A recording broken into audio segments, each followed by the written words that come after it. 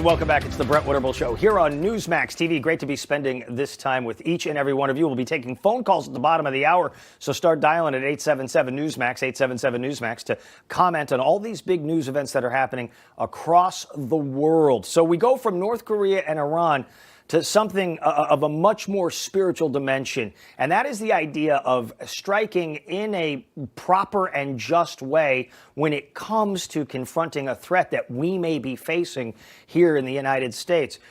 One of the big debates happening right now in the halls of Congress is whether or not to restrain the president with his War Powers Act to stop him from taking any sort of preemptive action or direct action without fully briefing the Congress and the Senate and getting an authorization for the use of military force. That's a political matter, but the underlying issue is the justification for this. That's why I'm happy to welcome back to the program our very good friend, Father Bill Nicholas from the Archdiocese of San Francisco.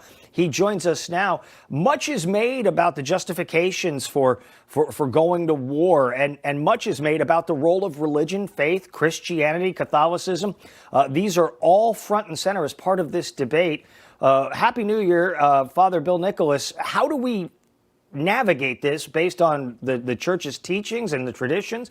How do we understand if we're justified in taking action against a potential foe? Well, Happy New Year to you, Brett. And it's true.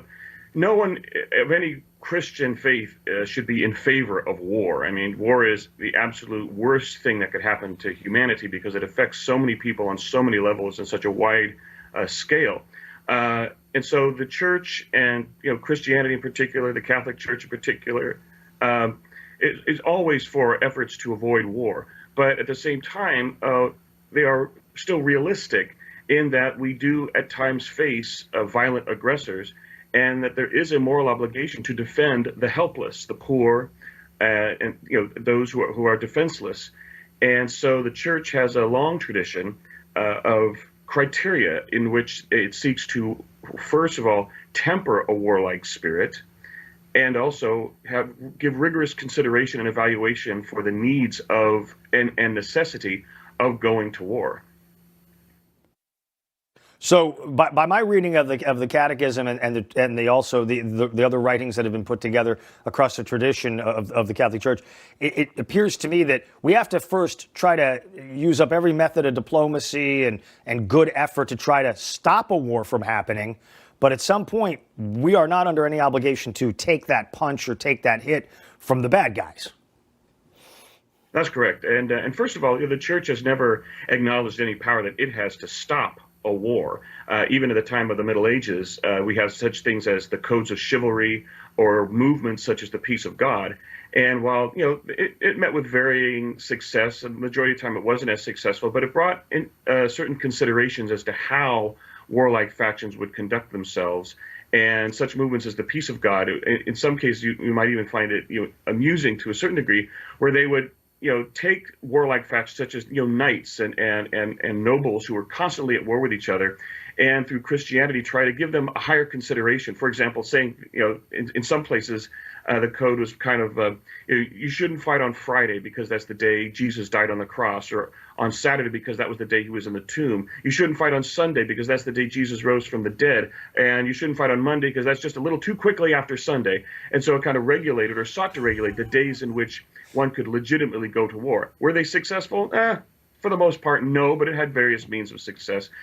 Codes of chivalry, such as when a knight goes into battle wearing a lady's colors, might give him a higher sense of what he's fighting for and how he goes about fighting.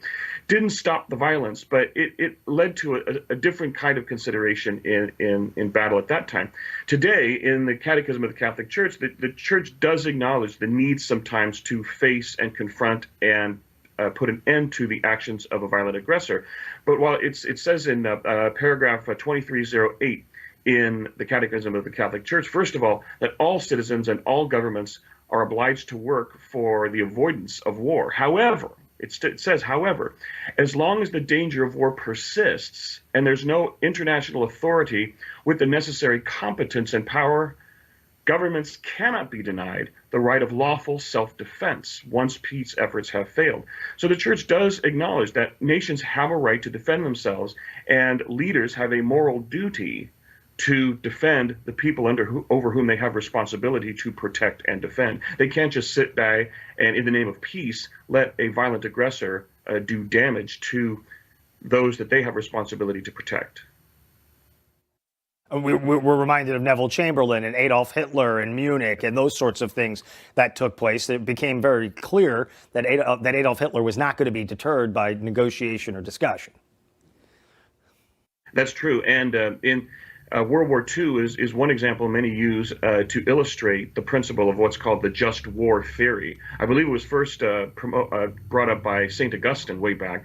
But again, the Catechism of the Catholic Church, in just the next paragraph, 2309, talks about the criteria for the just war and the rigorous considerations. It says it must face rigorous considerations because the gravity of deciding wars is so great.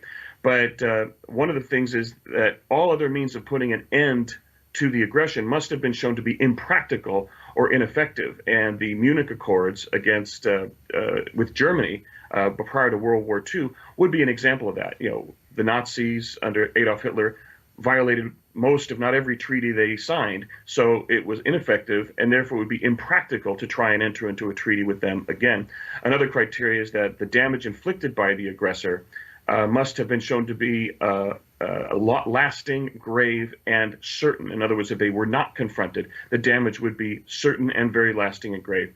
Third, there must be a serious prospect of success. You never want to put people in harm's way or sacrifice the lives of soldiers and other military personnel for nothing, unless there's at least a good possibility for success.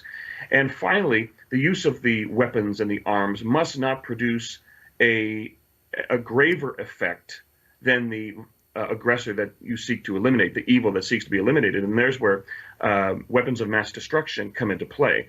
Nuclear weapons, chemical weapons, biological weapons that stop the violent aggressor, but will the damage be greater and more longer lasting than the evil that you're trying to put down? So you're basically trying to keep it proportional. You're trying to avoid civilian deaths and damages. Certainly, the idea of maybe a drone strike taking out one particular individual or a cadre of people who are doing the problem. The Bin Laden raid is a good example of that. Rather than bombing the whole city, you take out that complex. You try to use the smallest means necessary, right? That's true, and we do definitely have the technology to carry out such strikes. But it's also interesting to note that the Catechism of the Catholic Church, and of course I'm not speaking for all denominations, this is what the Catholic Church in its teachings state in the Catechism, is that the responsible for evaluating these conditions and making the determination. And it states that the responsibility for the legitimacy, the moral legitimacy of going to war belongs to the prudential judgment of those who have responsibility for the common good. And that means in this country, it's the President of the United States, insofar as he is the Commander-in-Chief, and the Congress, insofar as they have the power to declare war. You know, it's not, armchair college ethicians, smoking their cigars and sipping their 30-year-old scotch. It's not, news pundits or their expert guests. It's not even priests or bishops who pontificate. Although everyone can contribute to that person making that decision, ultimately the decision to weigh these factors goes toward those who have the responsibility for the common good. Now, can they still make a wrong decision? Of course they can. They can make a decision to go to war, and then in historical hindsight, it could be determined that it was a completely wrong decision for them to make. They did not make a good moral decision. But the Catholic Church does at least recognize the moral responsibility of the leaders to protect their citizens and make that determination. But they do have the responsibility to weigh those factors in going to war, which includes the advice that would be given to them by their advisors, experts, military advisors, as well as moral authorities at the time. But it's their decision ultimately to make. Father Bill Nicholas, Archdiocese of San Francisco, tremendous analysis and breakdown for us. We appreciate your time. God bless you, and have a very happy New Year. We'll talk again soon. Brett Winterble Show, Newsmax TV.